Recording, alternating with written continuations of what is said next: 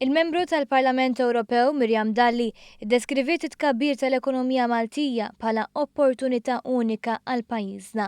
Dan għax fi żmien inċertezza ekonomika u pressjonijiet finanzjarji fuq livell internazzjonali l-ibħra ta' madwarna jistgħu joffru opportunità tiktar ħolqien impjiegi.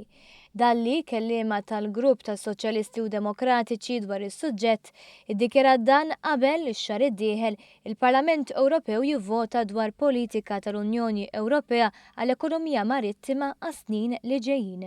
Fissret kif il-Gvern Malti diġà qed jieħu inizjattiva favur politika nazzjonali dwar l-ekonomija marittima u żiedet li l-vot tal-Parlament Ewropew se jkompli jiddetermina il-futur ta' dan is-settur f'pajjiżna.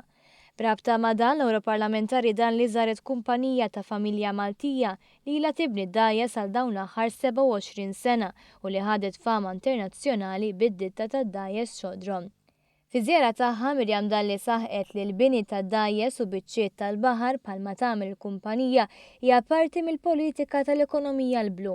Madankollu aċċenna dwar l-importanza li jinħoloq bilanċ bejn l-ekonomija marittima u l-ambjent marittimu u li kulħadd ikun konxju mir-responsabbiltà ambjentali tiegħu.